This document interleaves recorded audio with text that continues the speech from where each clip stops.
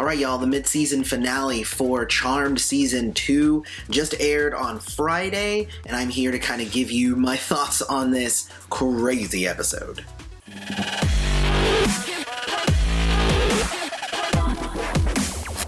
Hey everybody, welcome back to The Turnout. I'm your host, Eloy. Don't forget to follow us at usaaudiences.com for special event and movie screening invites. Also check us out on Twitter at The Turnout USAA. Alright y'all, I made a lot of bold predictions in the last video, which none of them really seem to kind of come to fruition, but let's kind of go. We're gonna go step by step in the episode. There was a lot of stuff that happened, a lot of like really good twists, a lot of good kind of character moments, and let's go ahead and talk about those, but obviously I want to warn that there will be spoilers. If you like this sort of thing, don't forget to hit like and subscribe to the channel. The normal thing, hit the bell notification. Alright now, it starts off immediately after Parker has asked Mags to marry him. And I was like, obviously she's gonna say yes. And then she came out and was like, no, I am not old enough to do this.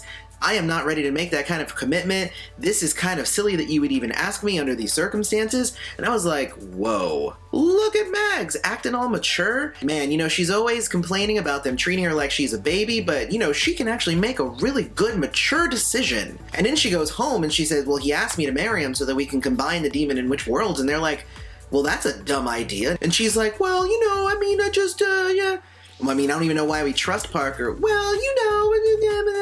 And then, after I just in my mind commended her for making a really mature decision, she decided that her sisters were treating her like a baby, and then went ahead and said, well, I'm gonna go ahead and marry him anyway. And I'm like, wow, way to show them you're not acting like a child, is to immediately act like a child. Yeah, that makes a lot of sense. I did like the fact that she went to Parker, said yes, and Godric, his second in command, was obviously like, well, we're going to have to use the ritual to make her obedient to you, otherwise nobody will trust her. And Parker's like, look, they're gonna trust her because I trust her, and I'm the overlord, so suck it. And I was like, alright, cool. Like, even though this is a bad choice, I actually, you know, I like them as a couple, so it's not that bad for me. But I also like that he's sticking to his guns, and he's like, I'm not gonna throw my wife-to-be under the bus and make this a really terrible thing. So I liked that in the beginning, note that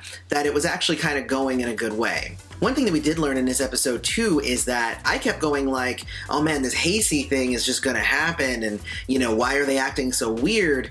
And it's because Macy's not trusting Harry because she thinks that Harry has a thing for Abigail, which he kind of does, but also because she doesn't have a thing for Harry, she has a thing for Dark Harry. So it's not Hasty, everybody, it's DeHasty. It's Dark Hasty. That's gonna be a thing, hashtag DeHasty. So honestly, that makes some of the awkwardness in the last episode and the episode before that actually a little bit more understandable. It was just more of that sort of thing where it wasn't that they were avoiding having a talk with each other, it was that they were kind of suspicious of each other because Harry's like, I know you like my dark half, and she's like, I know you like Abigail, and you know, us as the viewer were like, get together, and that's just not what's happening. Mel does an actually pretty interesting thing here because obviously Mags went to go marry Parker, and then it ends up like, oh, and she's gonna marry him today because again, she's a mature adult and should be treated as such. So what Mel says is she's going to use this spell that's going to turn her into a fly so that she can be a fly on the wall and try to figure out what Parker's deal is. It's actually pretty cool she turns into a fly, except that like as a fly she kept getting told that like, hey, you're very fragile in this form and if you get squished then you're gonna die. And she's just like, I'm gonna fly over and get into everybody's faces and be all over in their face and give them a reason to smack me. And then she got smacked and almost died as a fly. I mean, because that's what happens. And maybe it was more of an instinctual thing that like as a fly she needed to like get up in there and get annoying. But I don't know if she could have resisted that. Feels like she should have. And then she kind of has like a character growth moment. I think it would have been good if it was written a little bit more kind of introspective and maybe not as quick. Because she goes in front of the mirror and it's just like, hey, even if I'm a fly, I know that I can use my own ingenuity and I can get out of this and it's wonderful. And then she turns back into a human. But it didn't seem like she had any real growth. It felt like it was just something that she said.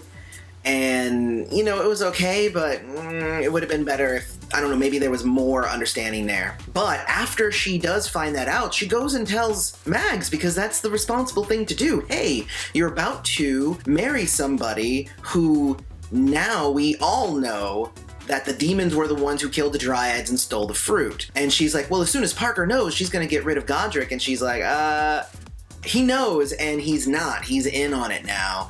So Mags is like, okay, well, I'm gonna go and confront him. So she goes into his office and starts looking through his stuff, and he's like, oh my gosh, these are the apples. Mel was telling the truth, even though I just told her to leave my wedding. Which was really stupid. Like, oh, you don't trust me? Why would you snoop on my soon-to-be husband? It's just like, but okay, if I had snooped on him and didn't find anything, that's one thing. But I snooped on him and did find something, so once again, you're a freaking child, and you need to stop trying to act like you are not. And I'm skipping to the end real quick, but even at the end, where she goes, you know what, I'm so sorry, Mel, I shouldn't have thrown you out of my wedding, and Mel goes, no, but I should have also trusted you. But no, you shouldn't have, because she was making dumb decisions, and you ended up finding that there were issues, and you ended up having to save her. So no, you were completely correct to second guess her. Oh, that's so annoying. So she's in there grabbing the apples, and Parker comes in and is just like, why are you trying to steal my apples? And she's like, well, no, I'm not stealing the apples. I'm taking the apples because you said you didn't have them and all that stuff, and they have a big fight. And she's like, well, I'm not going to marry you now because I can't trust you. And he's like, oh, no, you're going to marry me because I said so. And he takes a bite of the apple and he goes into his dark side. He also reads her mind and sees visions of Jordan in his mind.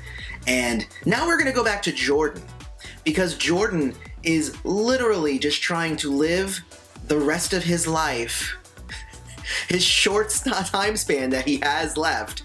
He's just trying to live his life, people. But once again, because of these sisters, he is dragged into the middle of this crazy foolishness. And now, of course, Macy and Harry are like, oh no, Parker's gonna go kill him. He's the thing that's going to set off the curse that Jordan has, that he's not supposed to live to see 26. And I'm like, yeah, but if it's a curse, Parker might just be one way that the universe is going to try and kill Jordan, but that doesn't mean that that's actually the way that he's going to try and kill Jordan. And why is he going to kill Jordan? Because he saw images of him in Mag's head, and it's just like, but they weren't romantic or anything. It was them singing. Oh, and her touching him and everything. You see how those kinds of things can send the wrong message? But anyway, he tries to fight Parker, but of course Parker is a demon and knocks his ass out. And tries to kill him. And in the meantime, Mel ends up showing that now she no longer can freeze time, but she can freeze people, and creates like a ice cocoon around Parker. And I'm like, okay, this is pretty cool. And I'm jumping around a lot here because there was so much to this episode, but she found a source of black amber, which is apparently what Jordan's ring is made out of, and that's how they were supposed to be able to maybe get their powers back. So that's what's giving Maggie her visions, and that's what's now giving Mel her freezing power, which is kind of interesting to give her freezing because she is the opposite of Macy, and they have swapped storylines this whole time. It's actually an interesting thing. Now one has fire and ice, and now foresight. It's different powers from the original Charmed ones, but I believe that they are also kind of extensions of powers that the Charmed ones eventually got. Now the foresight is what Phoebe started with in the original Charmed, but now Mags is getting that as a second power, and I believe that Piper got freezing things too. They're kind of still bringing back some of the old flavor, but getting rid of the original powers. I'm still not seeing them getting their original powers back. I'm not sure. It does seem weird for them to not have those original powers, but they were super OP, and I did a video on that already about how OP their powers were in the first season. I'm actually really enjoying this season because there is all of this kind of underlying, like, they feel weak and they're still winning, which is, I think, perseverance, and I like it. Wow, I am all over the place today. So now back to the actual episode itself. You find out early on that all of this was Abigail's plan. Abigail and Godric had made a deal that what they were going to do was they were going to try and frame the Charmed Ones for killing Parker. And what ended up happening was, while he was trying to kill Jordan, she popped up behind him and shivved him in the gut, and he turned into smoke, right? And to the Charmed Ones and Harry, that made them go, oh no, he's dead! But he's actually not dead. She actually has him locked up in the basement secretly, but has now told all of the demons, the Charmed Ones killed my brother. I'm your new overlord. Let's continue this war. And I actually really dug that Abigail was able to manipulate the group in such a way so that they actually ended up trusting her at the end, but she ultimately betrayed them, and it was magnificent, honestly. Like, she's become one of my very favorite characters on this whole show. I think especially as my liking for Maggie has gone down. Also, she got to mac on Harry, which was nice, and just at the exact moment that Macy decided that, you know what, maybe I do like Harry, and it was just like, snooze you lose, so sorry. I guess there's not gonna be a Hasty, it's Abigail. Or Abahari? Abary, maybe? It's Abigail. Definitely Abigail. So anyway, this episode was pretty bonkers. It went all over the place. There were tons of different storylines that were getting tied up, tons of different storylines that were reaching like a new climax, and of course all of this leaves us with a cliffhanger. What in the world is going to happen when they come back? I can't wait for it. I mean, this is the time of year where everything that I watch goes away. And I have to wait until after the new year to watch any of my very favorite shows. And I think Charmed has actually become one of my very favorite shows, which is why I highlight it so much on the channel. And I honestly can't wait to see what they do. Hopefully they are able to redeem Maggie in my eyes. Hopefully Mel, already now having a mastery of the Book of Elders, is maybe able to find a spell that will bring their Book of Shadows back to life. Like, that would be cool. I think having the collection of spells that their mom had would be helpful. These elder spells are amazing, but a lot of them are also forbidden, so having some more safer spells to use I think would be nice. I also noticed that they kind of sidelined Macy for a lot of this final episode, but she really kind of has taken the spotlight in the last few episodes leading up to this, so I'm okay with that. Harry just keeps making me happy. He keeps finding out new things about himself. He's making decisions that I feel are realistic, and he is following what he thinks is right, even if it's not the right thing to do, but it makes sense for him as a character. And I'm looking at his growth, and I'm really digging what they're doing with him specifically this season. And again, as I said, Abigail is mwah, primo. But I want to know what you guys thought of this mid-season finale for Charmed Season 2. Let me know about that down in the comments. Let's debate. Let's talk about what we think is going to happen next season. Let's talk about character growth and who do we think is the best character. Let's do it. Otherwise, don't forget to hit like, subscribe to the channel, hit the bell notification so you always know when the Turnout releases a new video. And I've been your host, Eloy. This has been The Turnout. Thanks for showing up.